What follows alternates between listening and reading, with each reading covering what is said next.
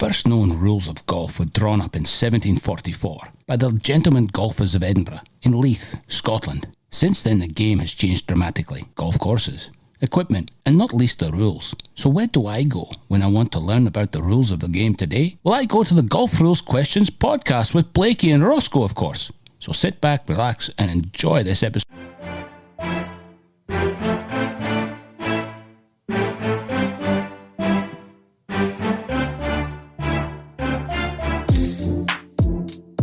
So before we get into episode 54 with one of Victoria's best referees, Barry Talman, we just need to go over the GRQ OTW for episode 53. The question was about whether you could move your ball marker whilst the ball that was played from on the putting green is in motion. So the answer can be found in Rule 11.3, which talks about a ball in motion and the restrictions on what can be moved that may affect where that ball ends up.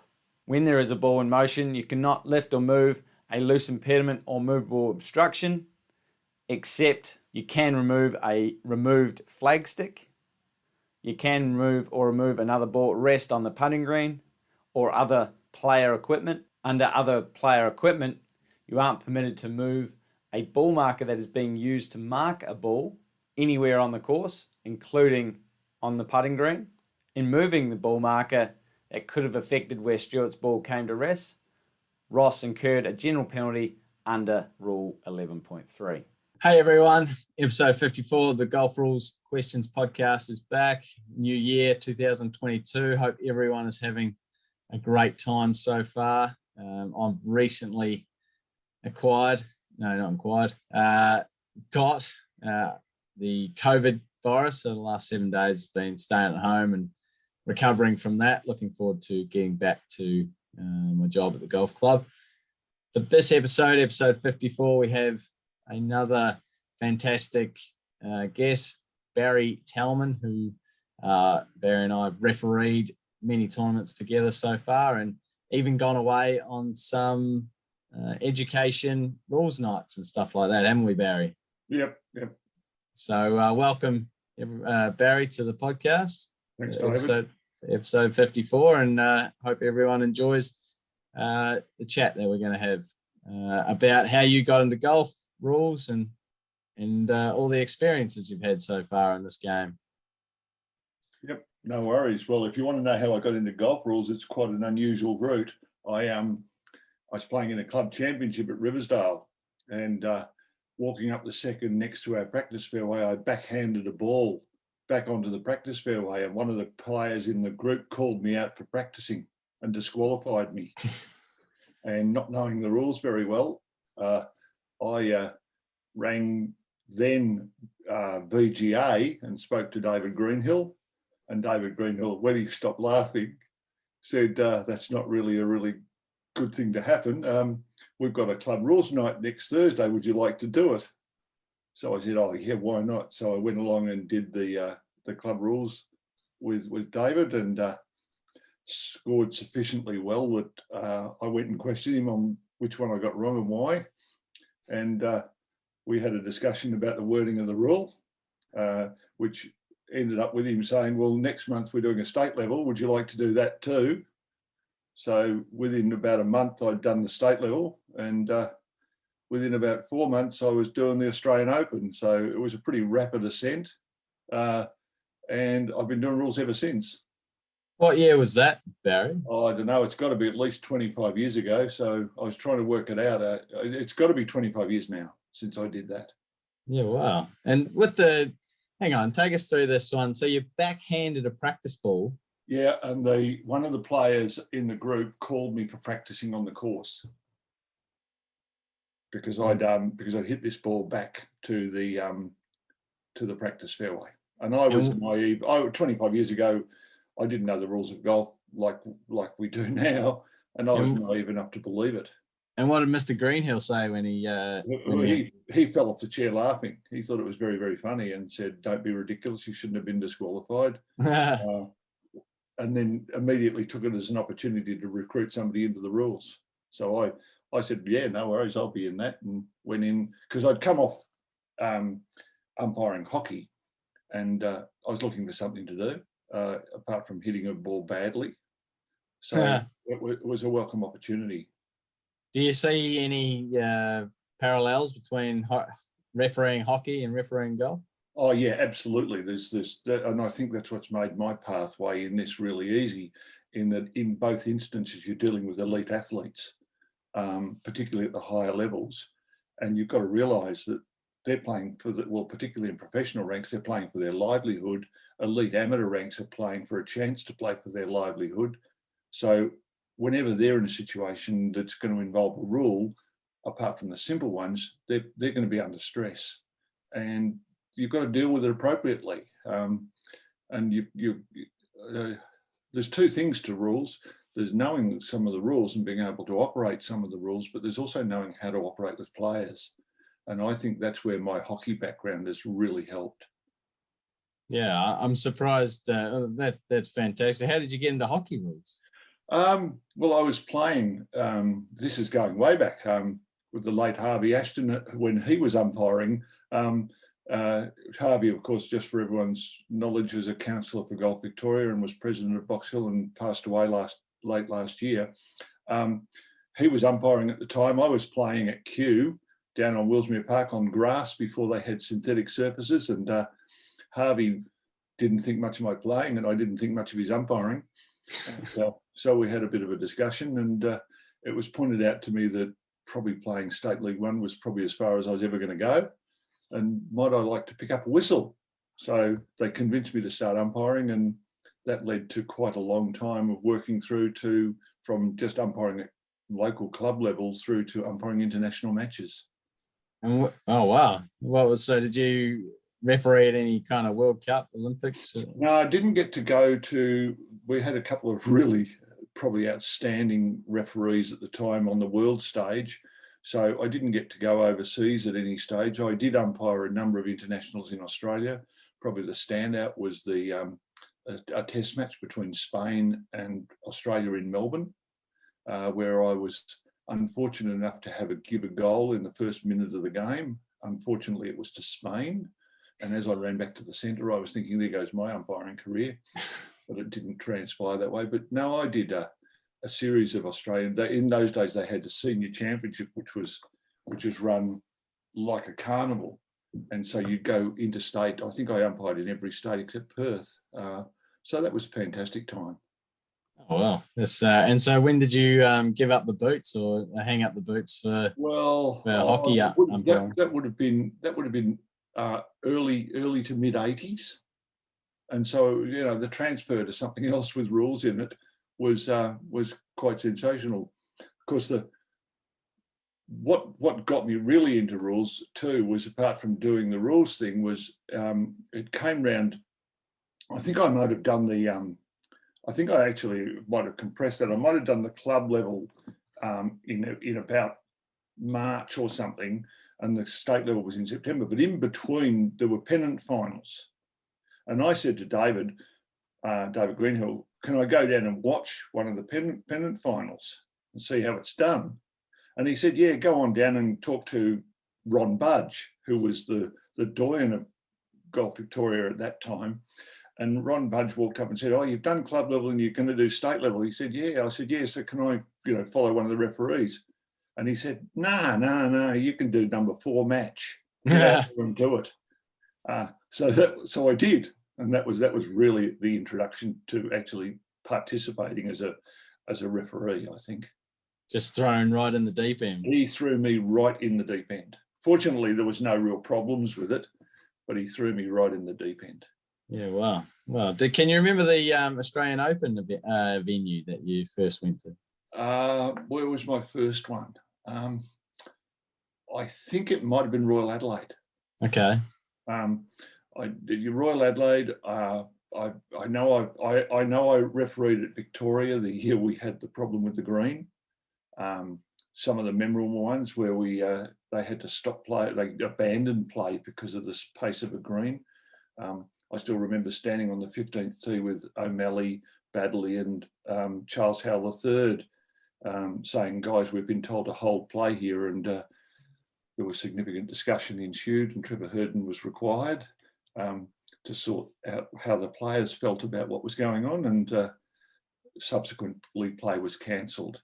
And the interesting thing about that was Charles Howell, the third, was 6 over for the day. Play was cancelled, came back, got the same group the next day, and he shot 6 under. Yeah. Later. And that was a 54-hole event.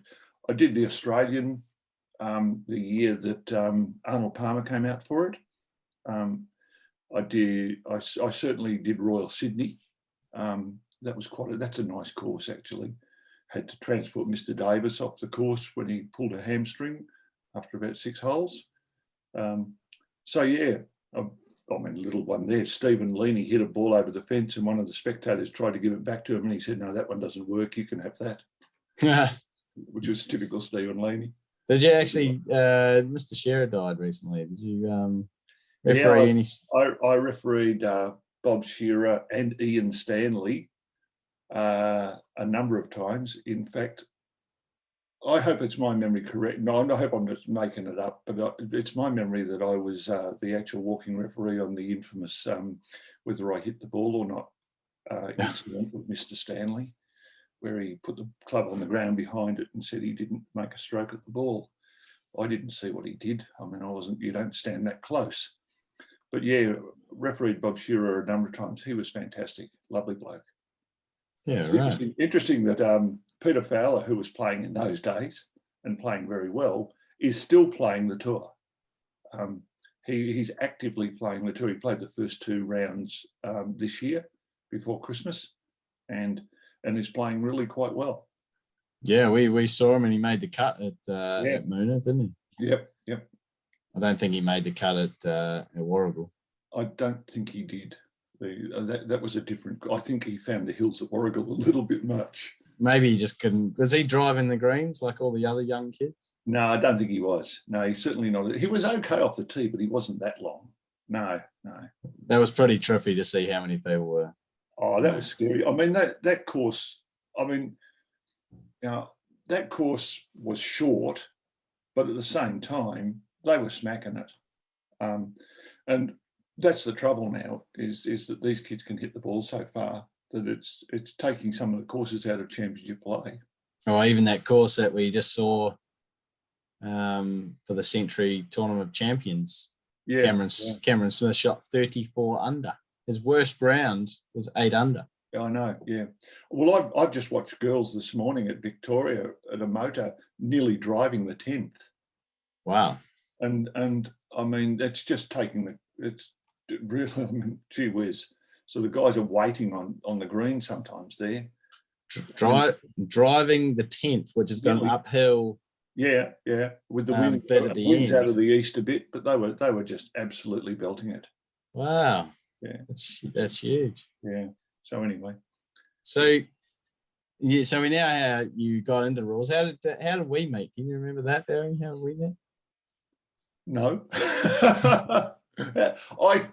Memorable. That was it. It was memorable. I think we met through Harvey, actually. Through Harvey at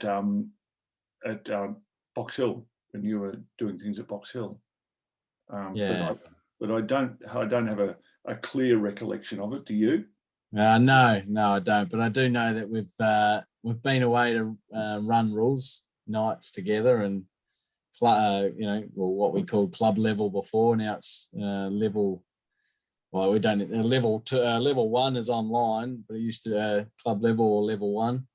We also did a couple of times where we went out to mid-amateur type tournaments and worked with regional referees to like Ballarat, like Ballarat and that things like that, and that was actually really good. That worked really well for those people. Yeah, and then since then we've worked together on a few professional tournaments as well. Yeah. They're just trying to get what they can of those going. We'll just see how the year transpires with that. No, it's I mean, that's what you sort of do now, isn't it, Barry? Like apart. Well, we'll get back to rules, but you play golf yourself. Yeah, but I don't play as much as I should. Or as high as you'd like? Is that what you? Well, no, I just don't play as often as I should. There's a few health issues have intervened in that, but also the times I can play golf, I seem to be ending up doing refereeing on the Australasian tour or a couple of amateur events. There isn't much amateur refereeing anymore. In fact, I think it's a dying art. But I've been very, very fortunate to be included as part of the PGA team now for a number of years, and we'll see what the new year holds with that. I'm not in Queensland this week, which I'm very pleased about because I think it'll be really hot up there.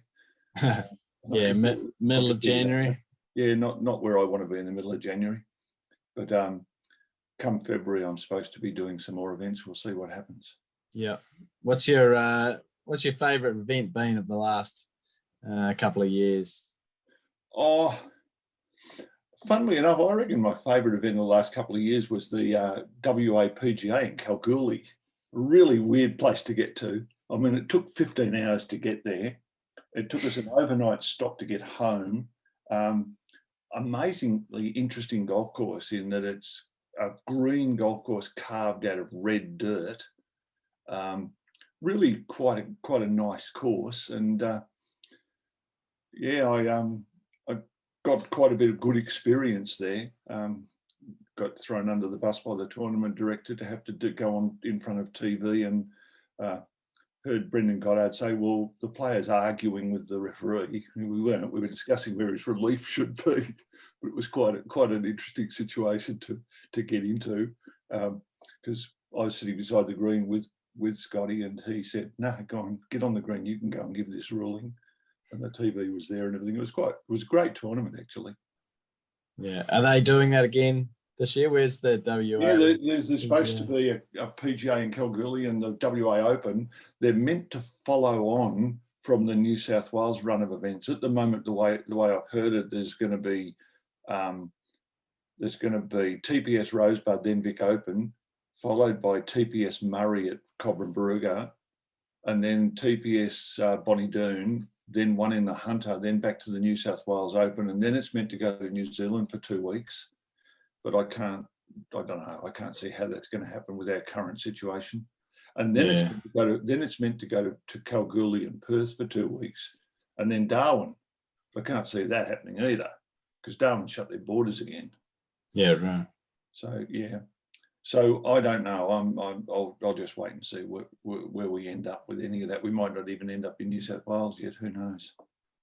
So what's your job capacity with the PGA? You just working the rules, or do you do tournament directing as well? Or no. With the PGA, I'm just doing rules.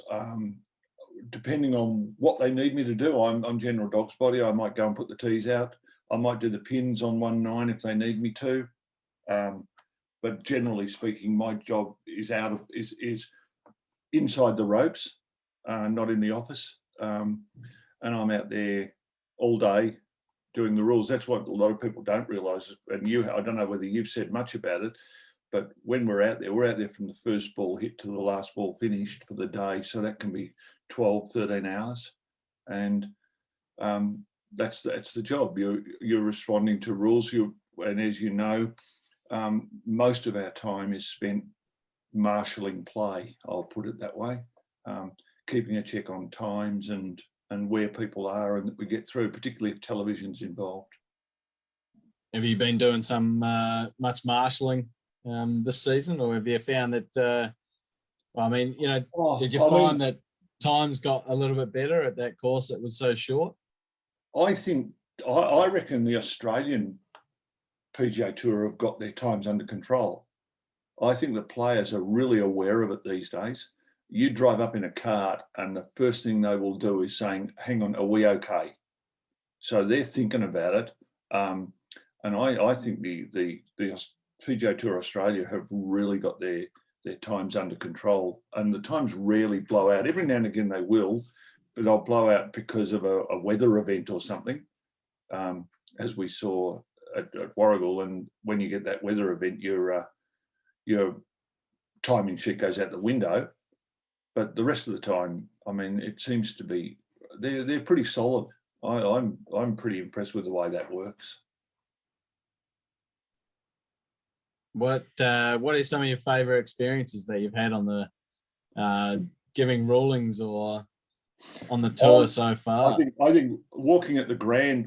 I remember walking. I'll never forget walking at the Grand at in the Gold Coast at the Australian Open there, and I had Robert Allenby and Brett Ogle in a group together. And as they walked over the hill, Allenby said to me, "Barry, do you know what this fairway would be really good for?" And I said, "No." I said, "No. What do you reckon?" He said, "Growing potatoes in." And we walked down to the green, and he put his ball in the hazard and had to take a penalty. And he just calmly turned to me and he said, "Do you think this is my line?" I said, "Yep."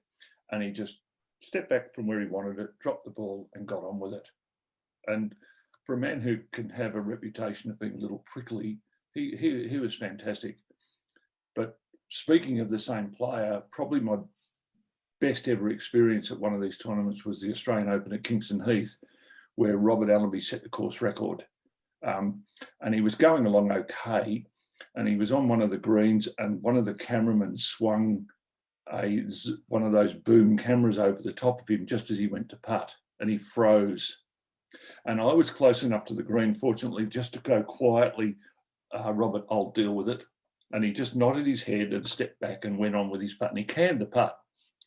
And I went over and had a quiet word to the cameraman of appropriate proportions. And anyway, he walked off to the next par 3 and walked straight back off the tee down the chute to me and said, "The green's clear, are we in time trouble?" And I said, "No, Robert, we've been," I said, "Look at my sheet, we're plus 22, but we've been waiting for 24. So we're actually 2 minutes under playing time. So let me deal with that. We'll be fine." And he proceeded to go birdie, eagle, birdie, birdie, eagle, birdie. And I think he shot about 64 or something and smashed the back 9 at Kingston Heath. It was one of the really memorable events. I suppose the other memorable ones is walking with Aaron Baddeley at both of his Australian Opens that he won, in a group with Colin Montgomery, where Baddeley outdrove Colin Montgomery, and Colin Montgomery wasn't pleased at all that this young amateur had just smashed him. That was really quite a highlight. I don't know, walking with Ernie Els at the Grand up in Brisbane. That was an interesting one because who was in it? Craig Parry was in the group. And after about 5 holes, Craig Parry came over to me, and I was relatively new to it at the time. And Craig came over to me and said, "Barry, have they moved the datum marks on the front of the greens?" And I sort of looked at him like, "Craig, what the hell are you talking about?" Because I didn't know what he was talking about. And he said, "Look, come over here." And on the front of the greens, a little white tee had been greened out and another white tee had been put in. And of course, that was the distance on and left or right. And I thought, oh my God, this is going to be fun. So I was straight on the blower to John Hopkins at the time, saying, "John, can you come out here and have a chat to Craig and clarify this?" Anyway, they got it all sorted. I didn't hear the answer in the end, but he picked up that there were 2 tees at the front of the greens and wanted to know which one was actually applicable or not. So yeah, a few there. I mean, they're fairly old ones. The more recent ones was giving those 2 rulings at Kalgoorlie, particularly one where, and I suppose this really comes back to the heart of being a rules official. I think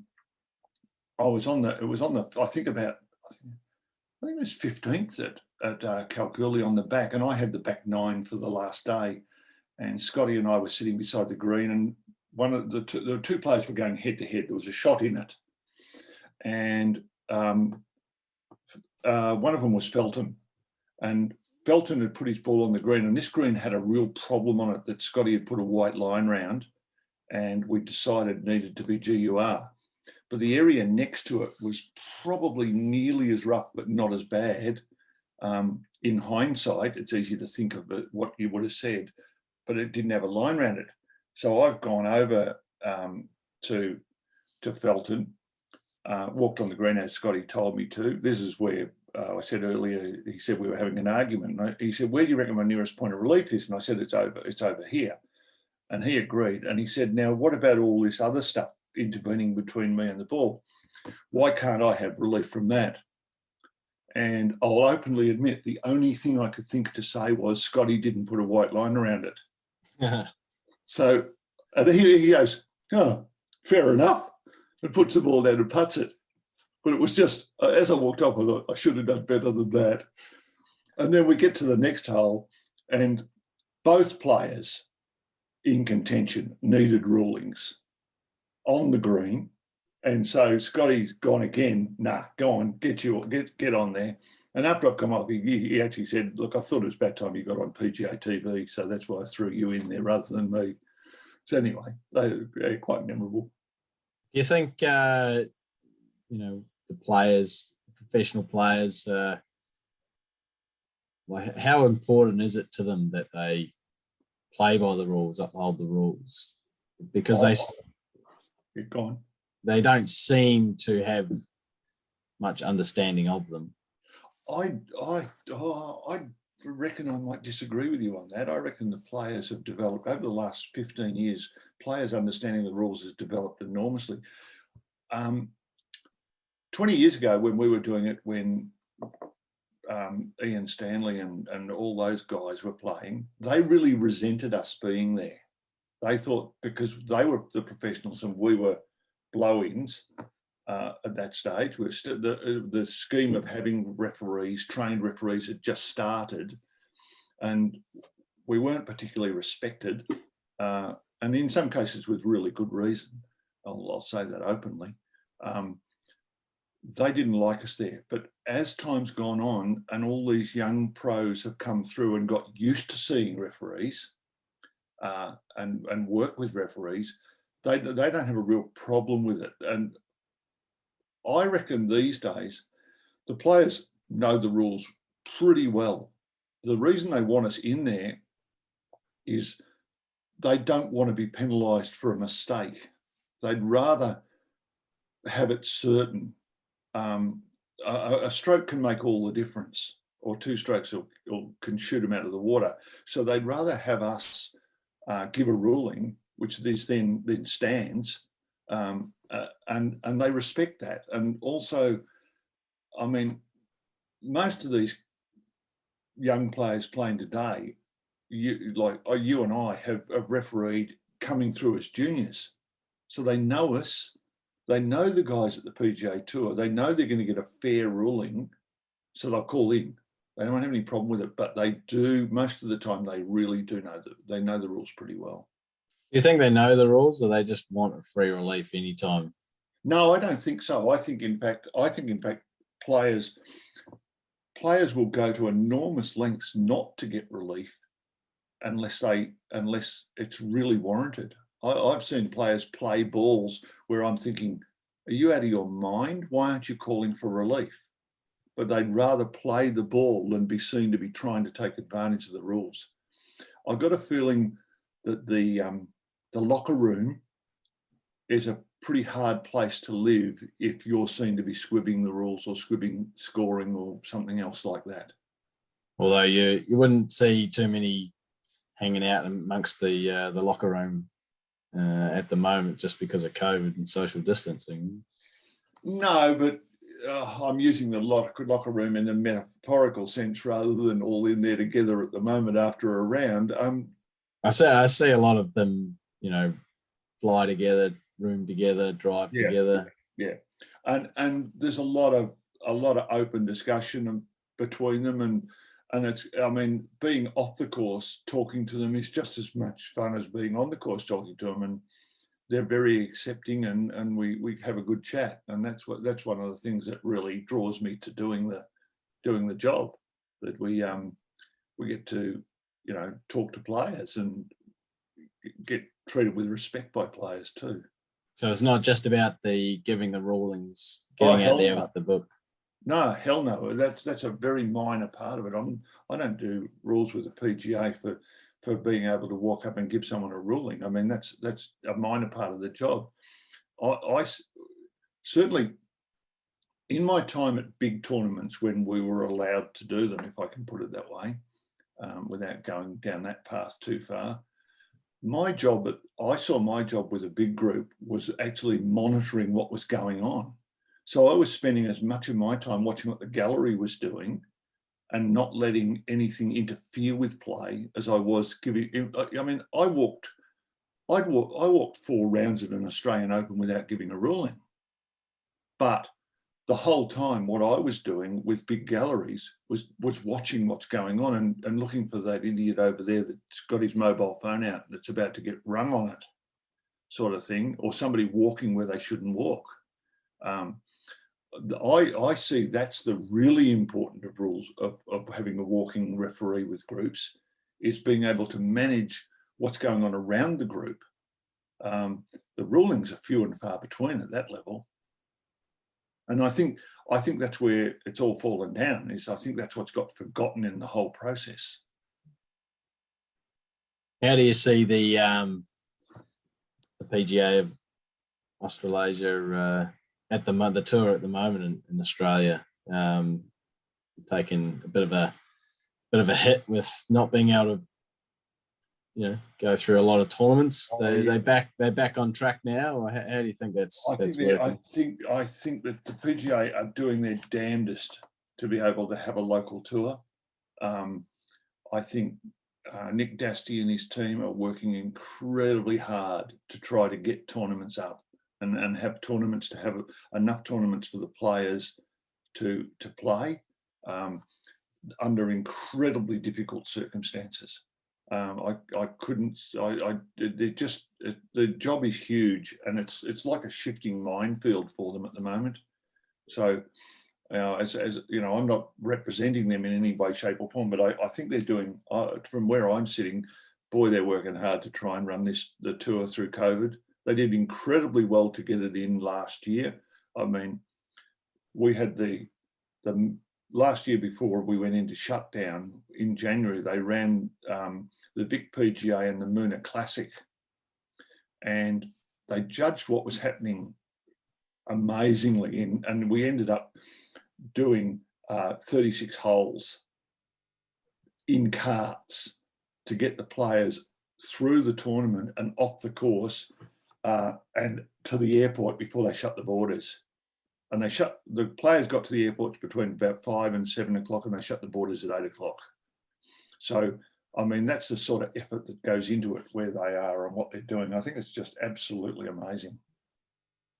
So how vital do you think the Australian tour is for development of golf or development of professional golf? Is there a difference there in Australia? Oh, look, I think it's absolutely vital. I think it's a critical stepping stone. I can't see many of the young amateurs being able to step straight into an Asian qualifying or a European qualifying or a US qualifying without the grounding of an Australian tour for a little while. And it provides, it's just vital experience. I mean, we've got some great young kids, and some of those kids have gone on, like Travis Smythe has done really well on the Asian tour this year. And I didn't check the last standing, but he was looking at being in the top 20 to go to Dubai. And I think he would have achieved that. Blake Windred went to Europe and played in a whole lot of satellite events and was finishing top 10 week after week after week. Come back here and won the Victorian PGA, second week back. You've got guys like that. Harrison Endicott's doing quite well overseas, but he had the stepping stone of playing in this tour for a little while first. Lucas Herbert, well, look at how he stepped up from this tour, starting out in this tour. And we need that. We need those people starring on the international scene. But the only way they're going to get there is there's such a gulf between top amateur golf and professional golf that they need the hardening of the professional golf to get them there. I mean, you go to a professional tournament, you're on your own.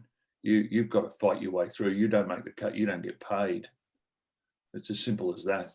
Whereas in amateur golf, you don't make the cut. You go, oh, well, I'll come back next week and have another go. Do you see something similar along the lines with our referees and our administrators in this game in this country? You try to get me into trouble here, don't you? I'm not sure what you're talking about, Barry. I'm just asking the questions. How do you see our development of administrators? We had a fantastic system in Victoria of developing competent, qualified referees. We also, at the same time, we know had some people who got through that system that weren't the greatest advocates for refereeing when they got out on the course. But the system hadn't developed enough to develop a way of separating those people out and suggesting that they continue to play golf rather than referee it. That's been dismantled in a sense that volunteer referees are no longer required at the moment at the higher levels of Australian golf. And my concern is when the brigade like me are too old to do it again, I don't see where the refereeing is going to come from. If I turn it to the other side and say, okay, if they use staff who work professionally in golf, that's great if they teach them well.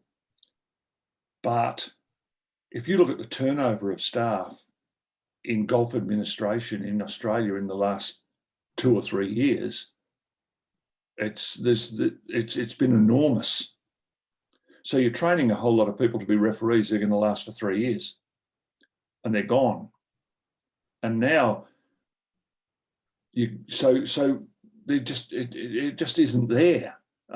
And if people come, to be honest, if people come to me and say, should I do level 2 refereeing and become whatever they want to call it, tournament support staff or anything now, because I want to referee, good quality golf, my answer has to be, well, there isn't a future in it.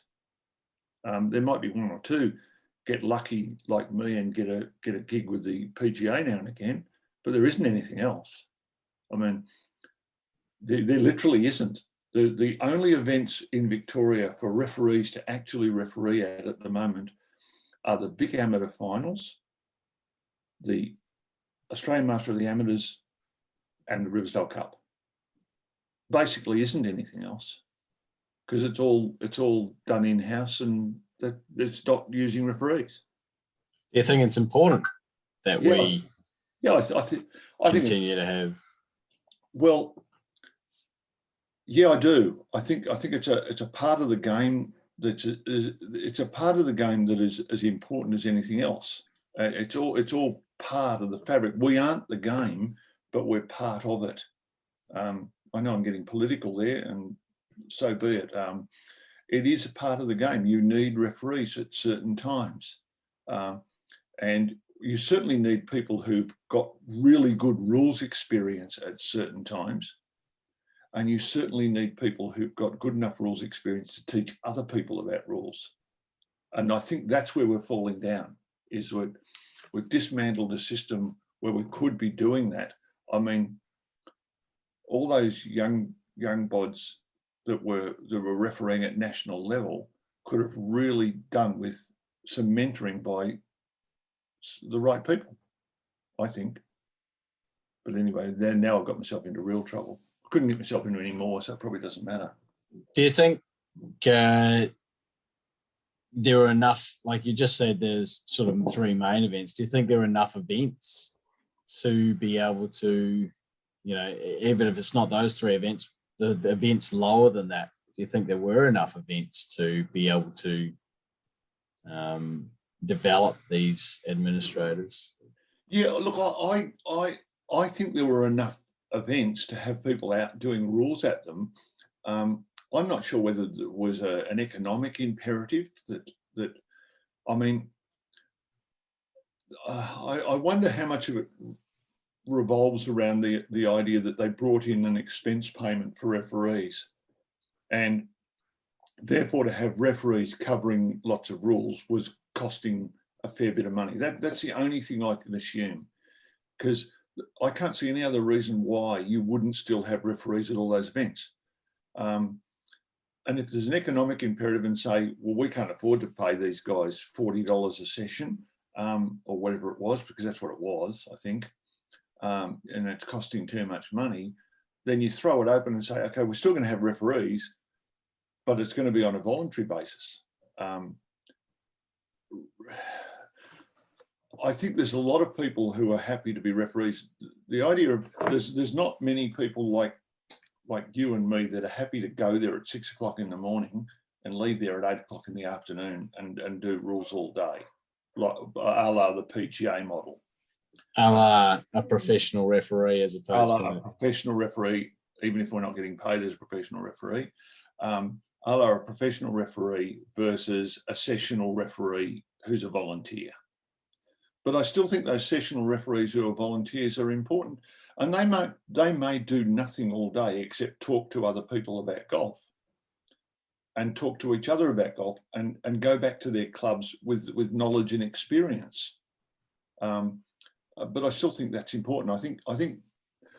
I mean, David Greenhill pioneered this, and I think David Greenhill is still right. I think it was the way to do it. And out of that, you've then got a pool of people that you can look at and go, yeah, well, that one over there and that one over there and that one over there have got the potential to really do things well at a higher level. At the moment, there's no way of finding those people. And you know, what's to say that a newly appointed person in the office of one of the associations is going to suddenly be a national referee of that standing? I mean, I'd rather have a pool of 50 or 60 people operating just at low-level amateur tournaments that you can keep an eye on and say, okay, I reckon those 4 people should be, you know, promoted. I mean, you tried to do it with the Queensland Open, where you took the top 5 referees in Victoria and said, would you like to come to Queensland at your own expenses?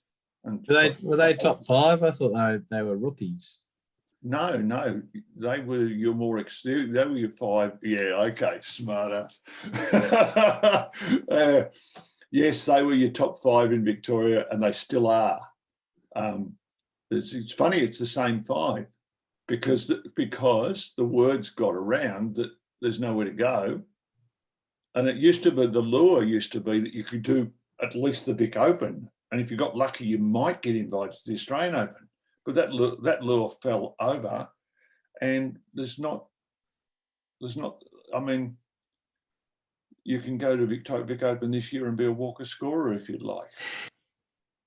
Well, you know, how many of our tournament support staff are going to do that? Is Walker scorer not what they're looking for? No, I don't think so. I think they want a little bit more involvement than that.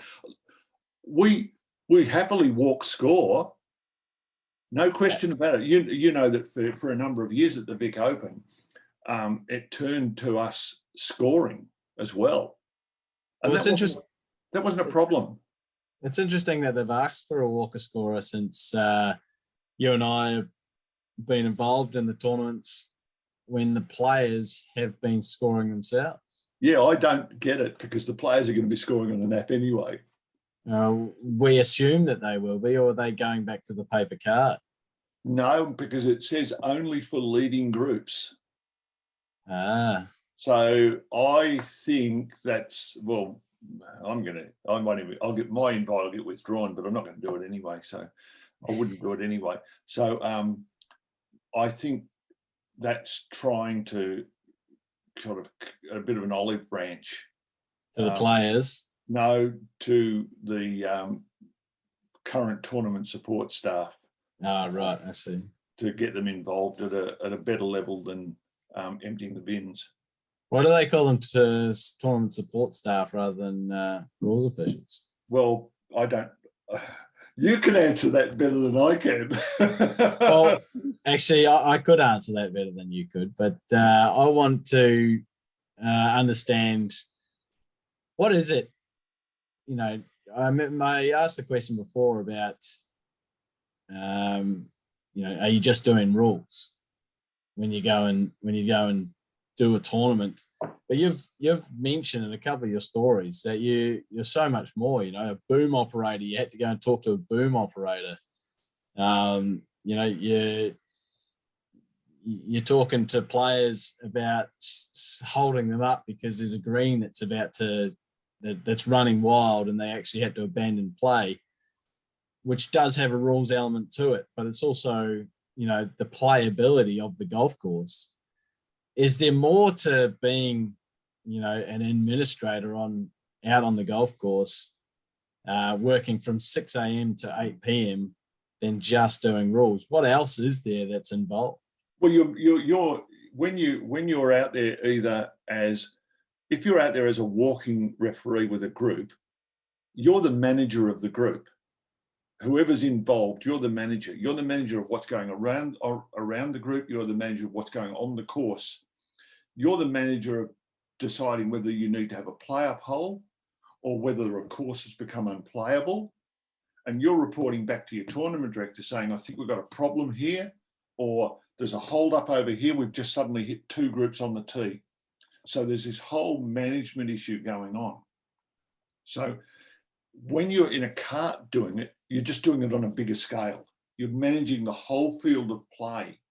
But you're not in the office doing the draw, and you're not in the office managing the paperwork and everything else that's going on, right? And you're not in the office doing the scoring unless you're specifically going to be doing it that day. And you're not in the office putting the banners up and taking the banners down and doing all of that sort of thing. And as I see what happened with the tournament support staff is they realised that there weren't a lot of rulings going on. They realised that a lot of our referees hadn't been trained they'd been trained in the rules really well, but they hadn't been trained in a role of a manager of groups and players, which they probably should have needed, but that's where it didn't go when it should have gone. And they then morphed it to, well, maybe you can help set up on the day, and maybe you can come back and help do the scores, and maybe you can help take it all down at the end of the day, type of thing. Maybe you can be just sent out to do stuff, and you know what I mean? It was a. Were people happy to do that, or not? They weren't happy to do that. I don't reckon people are overly happy with that. I mean, people are putting their hand up and doing stuff because they always have. But certainly there's been a bit of discussion lately that I don't know that people are particularly happy with. They just don't see the role continuing. They just don't see it being viable. Were you happy to do more than just rules? Yeah. Oh, yeah. No, I was happy to do rules, but I was happy to do it the way the PGA did it, not the way other events were doing it.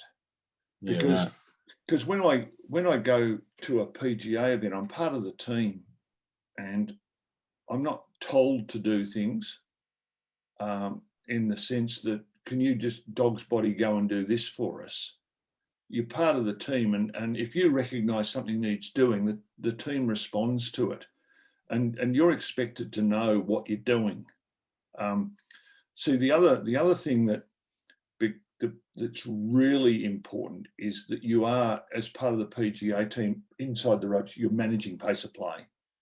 And that's critical. And how you do that is really important. How you approach players in that sense is make or break, because they're trying to earn a living. And the last thing they need is some guy racing up to them in a cart and saying, you guys are 10 minutes behind, get your asses in gear and get moving, right? There's a way and a time and a means to approaching players about pace of play. Whereas in other events, non-PGA events, that's not happening. There's no timesheets, but you're expected to sort out whether there's pace of play problems. There's rarely timesheets. There's no hand in how the course is set up. One of the things that really, I understand it talking to people now, that when the PGA signs up for a course now, they sign up to have total control of the course. So they have control of green speed, they have control of where the pins go, they have control of where the tees go. When other events take place, that is all left to the club. And that can cause all sorts of interesting issues. As we know, really rapid greens, your pace of play goes out the window. Wrongly placed pins, your pace of play goes out the window. All that sort of thing. So it's a very different experience. But the other thing is, at the professional level, to do it, you need the experience. And if you haven't got the experience, you're going to stuff it up. I mean, when I was invited to do the final at Gippsland, the one thing that was said to me in the final was, just please don't stuff it up. Those weren't the words that were used, but that was what was the intent of the words. And the problem is where our referees, our volunteer referees are at the moment, and where they need to be to operate at that level at even the second tier PGA events, isn't there, because they haven't had the experience and the training to do it. Yeah, bit tough when there's not too many tournaments going on. Well, that's the other problem. I mean, we've been through 2 years of COVID with stuff all happening, and so in that sense, it really, hopefully, when things change and it opens up, it might change. I don't know. My crystal ball's not working very well at the moment. If someone comes to you and says, I want to get into the rules of golf, I want to get into refereeing, what's your advice to them?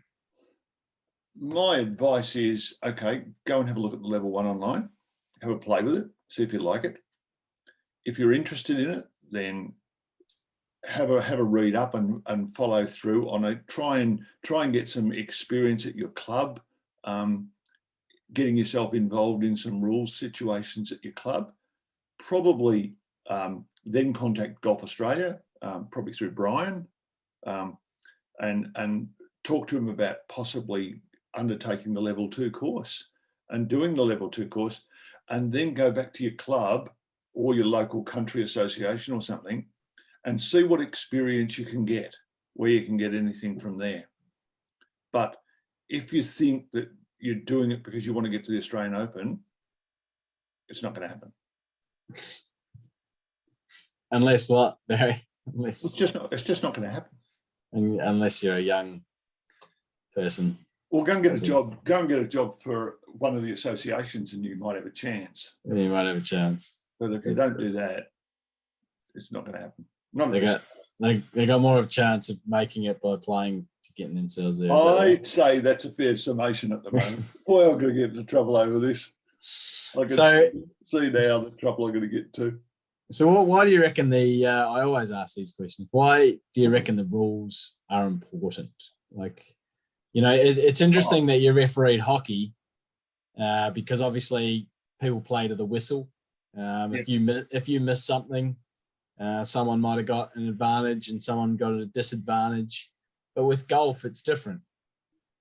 Oh, look, the greatest thing about golf is that it's self-governing. But it's self-governing to the same set of rules worldwide. So every time anybody goes on a golf course, anywhere in the world, they're playing to the same set of rules. That's what makes the game great, is that if you're playing at Birregurra or I'm playing at Riversdale or Foster. or we're playing at St Andrews or we're playing at Dubai, it doesn't matter. It's the same set of rules worldwide for the game. And the other great thing about golf is that for the most part, it is self-regulating. Now, but to write a set of rules that are going to encompass every situation for every golf course and every condition worldwide is necessarily complex. So there are going to be some complexities to the rules. And there are also hundreds of years of great tradition that you don't chuck out just to have a simple game, and need to be respected.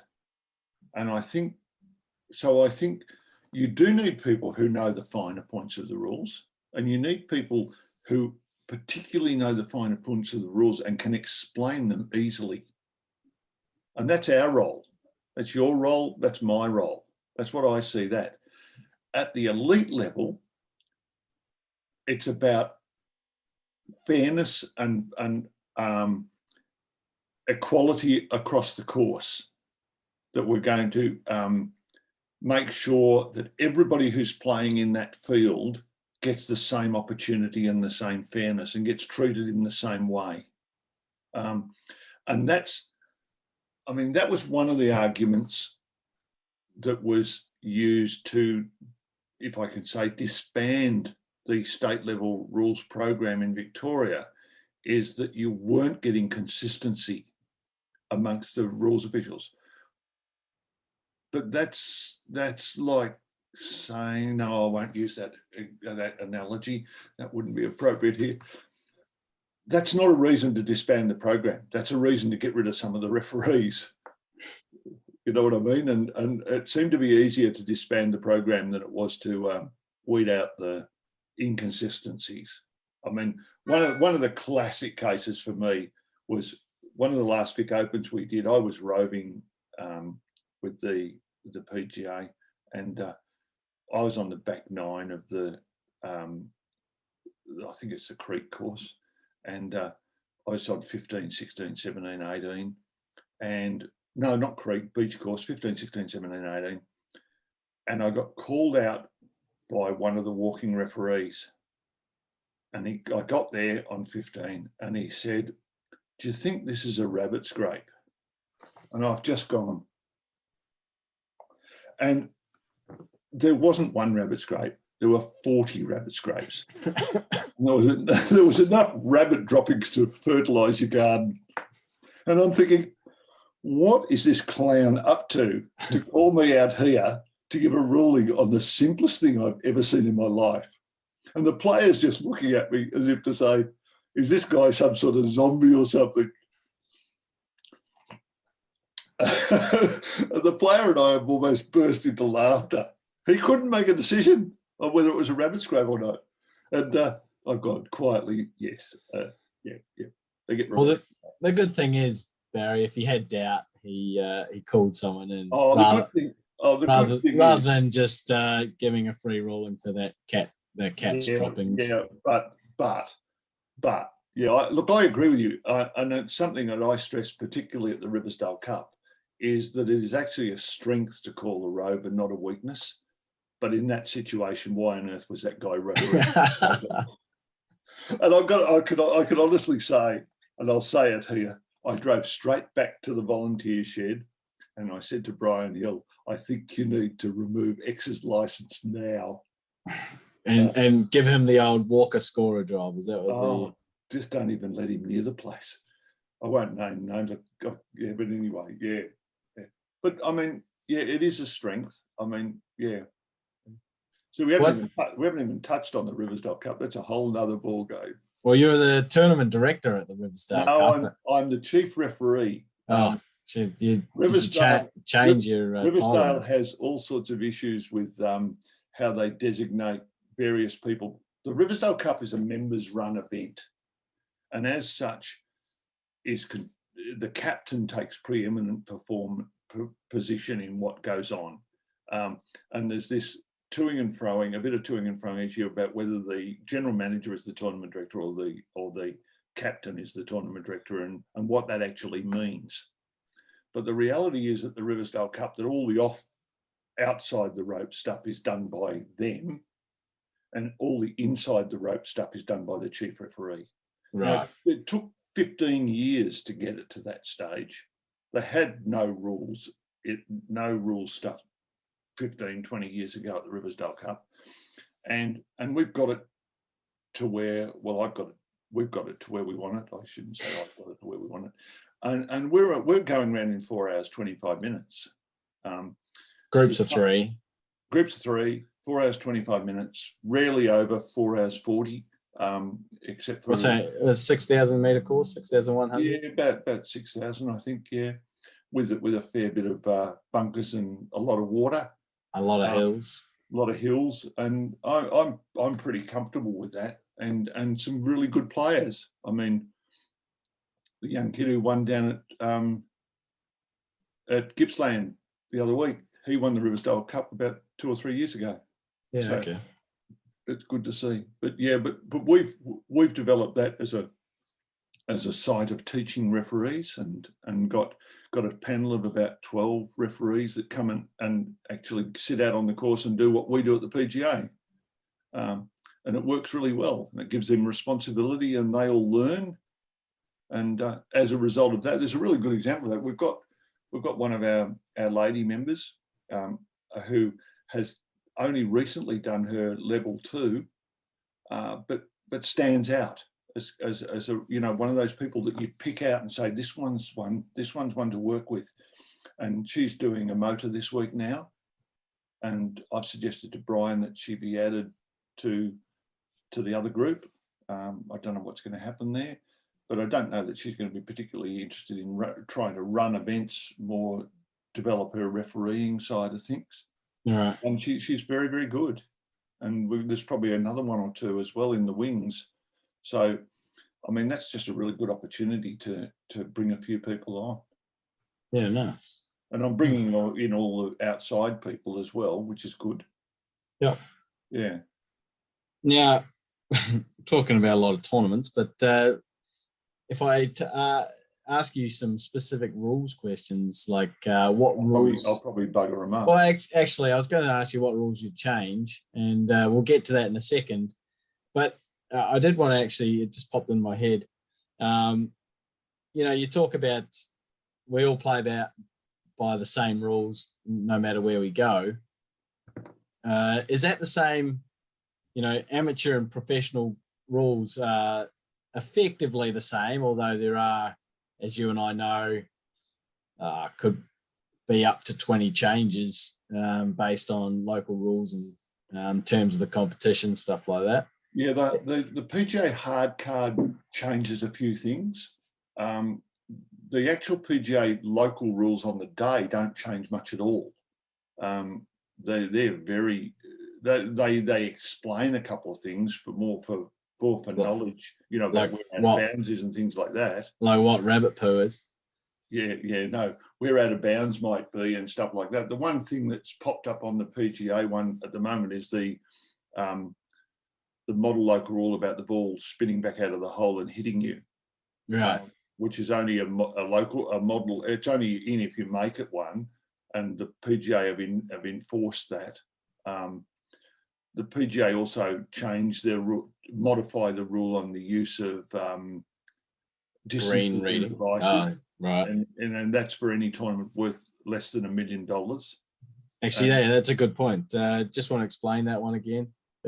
Yeah, well, under the rules of golf, you're allowed to use distance measuring devices in golf now. It's a standard rule of golf, and the PGA only allow distance measuring devices in tournaments worth less than $1 million. So there's professionals out there that can use lasers, GPS devices, that kind of thing. In all of their events at the moment, the way it's structured in all of their events except the Australian PGA, as I take it, because that's $1 million tournament this week, but every other tournament on the tour isn't.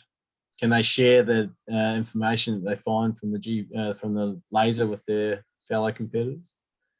Well, I don't see that that's any different from having a yardage marker on the top of a sprinkler. So that's public knowledge. So that's all good. I reckon it is. Yeah, you're right. It's true.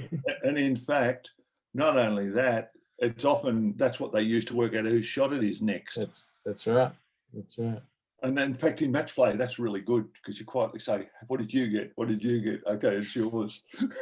So my question was actually along the lines of there is that slight difference between professional and amateur golf about not the rules, but the local rules. Is that in hockey? Is that something similar in hockey? Was there anything in... No, I would have said the rules of hockey were the rules of hockey. Yep. There's no local rules for international... there's no local rules per se. The rules of play are the rules of play. There are there are differences of interpretation worldwide, right? In how, but they try to iron that out the best they can. But there's always going to be differences of how you interpret the wording of something. And I mean, I can't think of an instance particularly in golf where that applies, but I mean, it's possible that how you read it determines it. But no, the rules are the rules. Okay. No, I just you know, do well.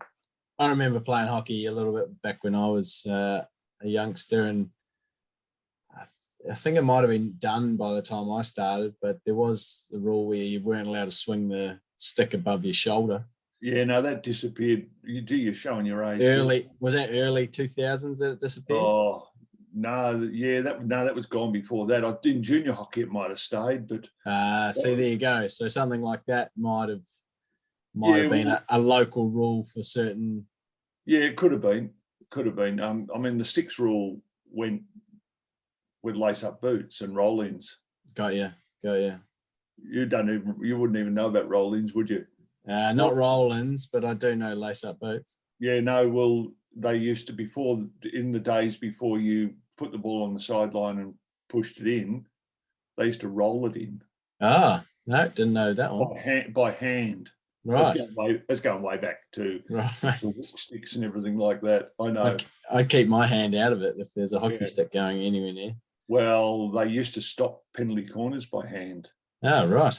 Yeah, and I still never forget it. David Wansborough and Jay Stacey, who way back, but Stacey was hitting the penalty corner and Wansborough was stopping. And Wansborough didn't get his hand out of the way quick enough, and Stacey smashed him. Oh wow! Well, yeah, I'll never forget that. I think it was Camberwell playing someone, and he whacked him, broke his hand. Yeah, because Stacey had the hardest hit in golf, in hockey. In hockey, yeah. Both of them. Wansborough went on to captain Australia for like ever, and Stacey did too, and then went on to coach. So yeah, right. Yeah. Anyway, again, back to the rules. What rule would you change, Barry, if you were able to change? Being able to hit a provisional ball for a ball in a hazard. Just simple pace of play. Right. At the moment. And then what would you do if you hit a provisional ball and you found your ball in the penalty area and you found your ball provisional out in the middle of the field? You get the option of which one you want to play. No, I think if you find your ball in the penalty area, you must proceed under the same as if you hit a provisional ball for a ball out of bounds or a ball that might be lost, and you find your ball, then you must proceed with your ball. So if you hit a provisional ball for a ball in a hazard, and you decide that the ball is in the hazard, then you must proceed under the hazard rule. You can still either play it or take rule 17.1D. Yeah. Okay. The provisional ball then is out of play. Okay, but can you choose not to look for it and then it just goes straight to the provisional? Is that? Well, I don't have a problem with that at any time. There's nothing in the rules that says you've got to look for your ball. Yeah. Your opponent might want to look for the ball if you're playing match play, but that's You make it sound so simple. It's an interesting thought that they haven't done that already. I reckon it is incredibly simple, and it's an absolute pace of play issue. Because if you get down there and you're going to argue with me that your ball might be in the hazard, but it might be in that long grass over there next to the hazard, and we can't locate my ball, and I didn't hit a provisional, then I've got to go back to the tee. And if I'd hit a provisional, regardless of whichever one it was, I've got a ball to continue with. And I've got the same number of strokes anyway. I mean, and I had this discussion when we were in Brisbane for the level 3, and the RNA were having none of it. It's the one thing they did not want to, we are not going to change that one. But anyway, we'll see. Maybe one day it will. That's an obvious one to me. It's interesting because we are allowed to mark our areas, they don't just have to be water. We are allowed to mark pretty much any area inside the course, a penalty area now. So you do see a lot more red lines and red stakes and stuff like that. So it's a wonder that, that hasn't been thought to have been bought in. Well, we did that. We did that down at Moona for the Vic PGA, where we where we used the Legends course on the first 2 days, where we marked a couple of areas as red lines, even though they're hills. Even though they were hills, with trees on them, because it would just give pace of play, because it gave the players an option. Yeah. If they pushed it through the fairway too far. The one we didn't mark, we should have, was 14, where they were pushing it right over into that sandy area all the time. And I actually said to Langers later, we really should have put a red line around that. Yeah. It would have just simplified the whole day's play. When that raging wind was in and it was just blowing everything in there. Next year they'll do it. No, we'll do it. And and they'll the wind will blow the other way, and they won't have done the other side, and we'll be stuck on the other side there. Yeah, there's a bit of grass there to look for balls. Actually, considering that wind, because that wind was a sou'easter, wasn't it? Yeah, and it blasted. Which is a very weird, strange wind. But I've never been so cold on a summer's day on a course in my life. Oh well, I love it because I always wear pants and long stuff, so I'm always got my beanie on, even though in the sun it's 27 degrees and in the shade it's 19 or whatever. I had 4 layers of clothes on and I was still cold. That's one of the hazards of being a referee. You're always out in the cold. Although we still had the tops on our cart, so that was fine. Yeah, well, Scott, it's one of the things Scotty warned me about was when I was getting to the PGA stuff, was buy yourself the best bit of weather gear you can and make sure you wear it. Yeah, exactly. Well, it's interesting. I was going to say if the wind had turned around and it would have gone the other side, but because it was that southeasterly and we got all those balls going right off the 14th, we had a lot of balls going left off the 13th, which runs parallel. And so the wind was blowing it into the, because as you know, it was a pro-am, so we had a lot of amateurs playing. So there were a lot of lost balls left on 13 and right on 14. So maybe both those parts could be made red penalty areas next year, but we'll see what happens. It wouldn't be a bad idea. Yeah, I mean, it's just about pace of play. Yeah. Do you think, there will be any rules that change in 2023? We've got, less than 365 days until we find out. No, I haven't really thought about it much. I can't see that they're going to particularly fiddle with anything. I think possibly the one about the ball coming back and hitting you on the green might become a rule of golf rather than a D7. Yeah, it might become a full rule rather than a local rule. Have you seen that happen? The bounce off something and come and hit you? Not until they put it in as a local rule, and then it happened straight away. When was that? I can't remember. It was one of the things where they just put it in and it just happened, and I've gone, oh my God. Okay, there you go. And what it is a player stepping up to tap a ball in and hits it too hard, it slingshots around and comes back and hits his foot. Well, it could even bounce off the flag and hit his foot or something. Yeah. But anyway, I can't see them having a whole lot of changes at this stage. Yeah. So what are some other, have you got any other stories for us, Baz, before we sign off? I don't know. What's the word? Can you tell me about the weather situation? We were in Gippsland the other day, but can you tell me about the weather situation about 2 years ago? Your lawn. We had the Super 6 at your lawn. And what year was it? It was 2 years ago, isn't it? So it's 2018, is it? Hang on, I can tell you here. I can look and have a look and tell you. Where is it? It must have been 2019 at your lawn. So end of 2019, yeah. Yeah, first Super 6, it was in October. They'd had 75 mil of rain in 2 days on the weekend before, so the course was already saturated. Yep. It was as wet as. If you drove a cart the wrong way, you were going sideways down there. And we got down there and we got play started. That was fine. And it started to rain. And it kept raining. And I think we came off the course 15 times in 3 days. 15 times? Yes, yeah. We came off and got back out. We came off and got back out. We finished round 2 at 8 o'clock on Saturday night. and we needed to get do a cut and get round 3 plate. So they abandoned the Super 6 segment of it to get 54 holes in, because if they don't get 54 holes, it doesn't count as a tournament. They don't get paid. So we, the powers that be, said, no, we'll abandon the Super 6 segment of it, and we'll do a cut to 50 players, and we will try and get the round in the next day. And they did. How we did it to this day, I do not know. I have never been so wet in all my life. I was assigned a part of the course, and I think I was standing out, at one stage I was standing out beside the 12th green, and it's pelting down. And Scotty comes over the radio and says, Baz, how's the 12th green going? And I said, oh, look, there's 3 balls on the green, but I think there's a spot they can still go to putt. And I waited, the players walked up, and the players got to the green, and I've gone, nah, Scotty. I got on the radio and I said, nah, Scotty, look, I cannot see how these players can have a fair putt on this green at the moment.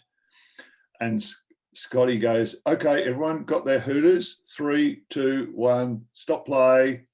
And I'm thinking, holy catfish, I hope I got this right, because I just stopped a pro tournament.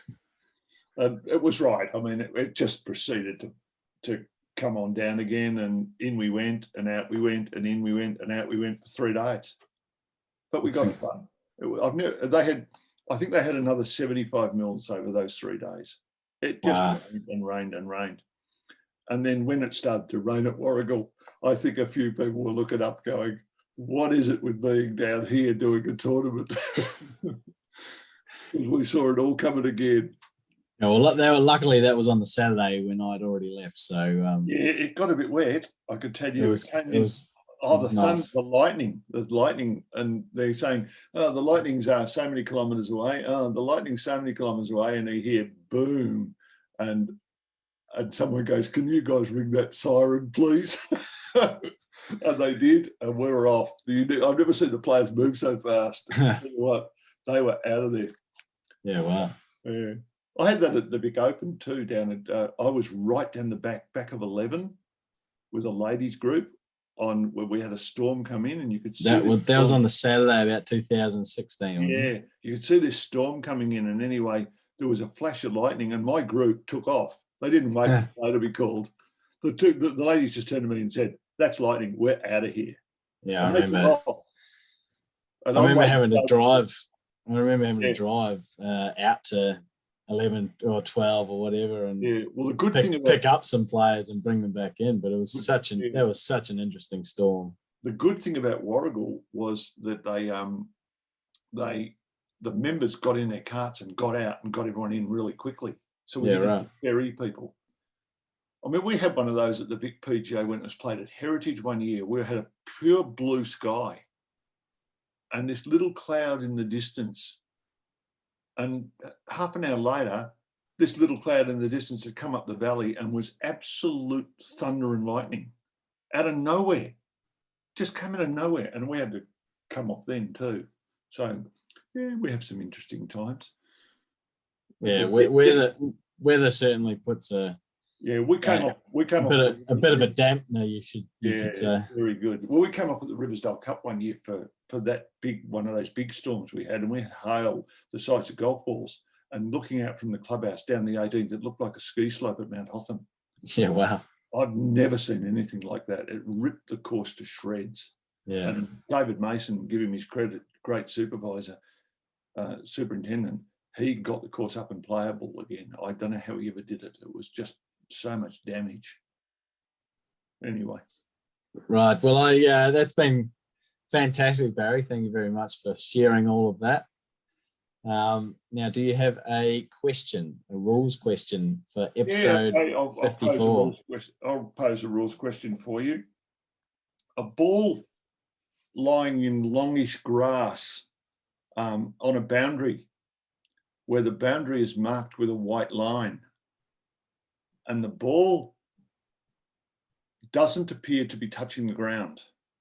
It could be, but it's indeterminate really whether it's touching the ground. It could be, it's close enough to be considered probably touching the ground. the ball is outside the line, but is overhanging the white line itself. So the question arises, because the ball is touching the boundary line, is the boundary line the outside of the white line or the inside of the white line? And therefore, is the ball out of bounds or is it in bounds? Episode 54, GRQ of the week. I say week, but I think I do this podcast more once a month, so it should be rule question of the month. But, thank you very much, Barry. That's a tricky little one you've posed there. So have you got anything else you'd like to say in your space? I look forward to when we next work together. I'm not sure when that'll be. I don't know when it'll be, but hopefully it'll be soon. And I hope I haven't bored everybody. No, I'm sure you have. Probably have. You probably have. No worries about that. No, it's been fun and really enjoyable. It's been great. Thanks, David. No worries at all. I'm sure I'll get you back on here really soon. I hope you can get back to having a lot of work and a lot more tournaments for the rest of the summer. Yeah, let's hope this summer pans out with a few tournaments now and we can get things going. Yeah, awesome. Well, thank you very much for sharing all your stories and your time with me, Barry. Thanks, Blakey.